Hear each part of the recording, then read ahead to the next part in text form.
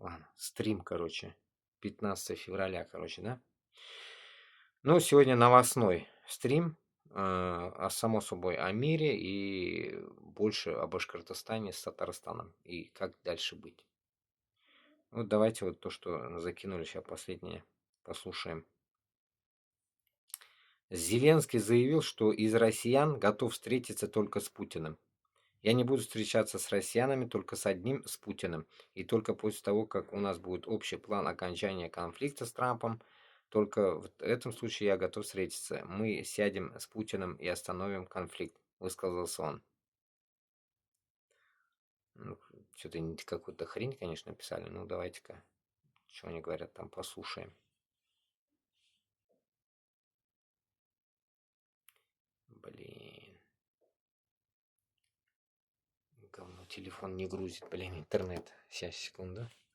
Лучше давайте вот с этого. С главного будем читать. Ну что...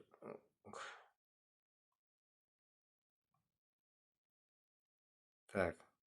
Я зустрінусь лише з одним росіянином, з Путіном, лише після того, як у нас буде спільний план з Трампом, Європою, і ми сядемо з Путіном і зупинимо війну. Лише в цьому випадку я готовий зустрітись, а не в якихось інших компромісних умовах.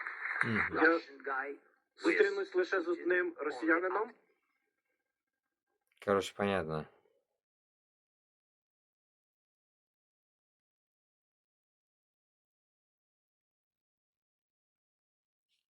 Так, идем дальше. Уфа военный, что тут? Заботливый российский президент. Что за хрень? Так штурмують. Ну как обычно. Штурмуют на костылях, короче. Вот. Ползут и на костылях штурмуют. Штурм просто офигительный. Все як положено. Друга армія світу. Один ползет, другой, получается, за ним на костылях. Вот это военные узкого мира. Російські військові штурмовики. Штурмовики прям такие мощные. Это просто... Это полный здесь пиздец. Поэтому вот смотрите, как ребята уезжают на войну, блядь, которые не должны ехать. Ну в тот день это было, короче. КамАЗ. Всех этих раненых, убитых, прибитых. С костылями человек. Его ломают. Это просто невыносимо. Не передать.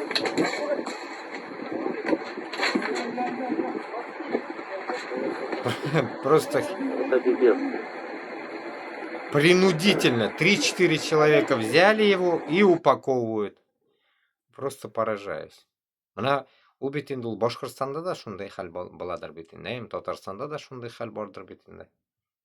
Я не знаю, вот таких только надо будет, блядь, нахуй сразу расстреливать. Нам не нужны такие нахрен, блядь. Там, в дальнейшем, блядь.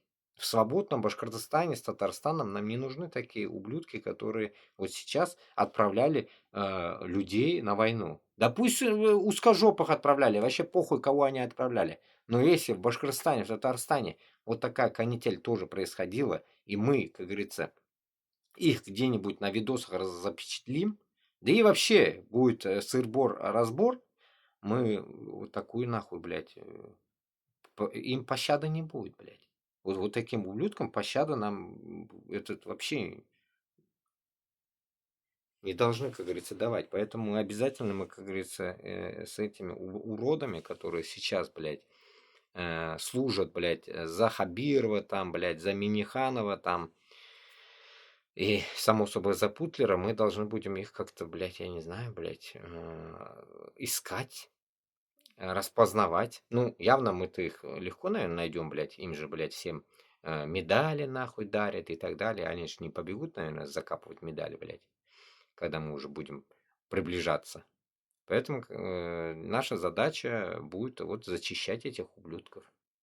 Прощения вообще, по сути, не должно быть. Прощение может быть только тем, которые, как говорится, внутри, как бы, да, ведь, ну, на войну не ходили, но в то же время за узкожопых были. Вот им можем как-то что-то простить, блин, которым ублюдкам, которые сейчас, так называем мы их манкуртами. Но это как бы, как это говорят, пятая колонна, блядь. Вот из этой колонны, блядь, они. Только наоборот только. Ну, так скажем, э, ну, манкуртами, как бы, не знаю, блядь, всех под одну гребенку манкуртами, я думаю, называть невозможно. Их чисто, вот, я не знаю, блядь. Ну, те, которым, блядь, нахуй, ни туда, ни сюда им похуй, как бы, да, но в то же время, нахуй, они против нас. Понимаете? Вот такая херня, блядь. Так, идем дальше. Что тут опять, блядь? Ну, как обычно. В Башкортостане суд отказал мусульманской организации в земельном участке. Понимаете? Опять это началось, опять это баснепение нахрен.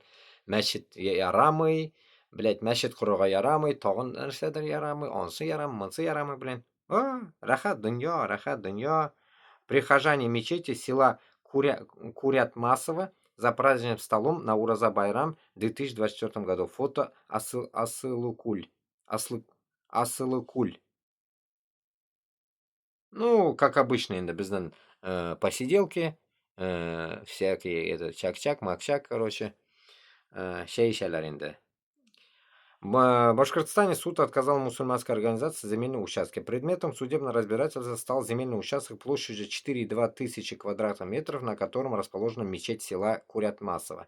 Как говорится, решение суда с 23 по 24 год Алгинский сельсовет дважды отказал религиозной организации в удовлетворении заявления о предоставлении участка из-за отсутствия мечети на кадастровом учете. Мечеть села Курят-Масово является центром общественной жизни села. Здесь не только проводят коллективные намазы, но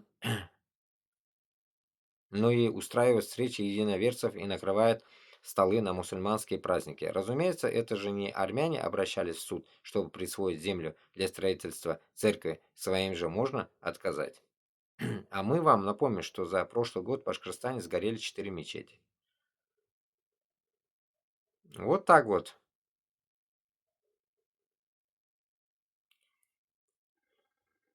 Как сказать, ну, дожили, так скажем, дожили мы до того, что, блин, Башкортостан, блин, я вчера только вам историю читал, да, как Алдар Батыр, получается, бился за наши, как говорится, какие-то действия, да, когда унижали узкожопые эти.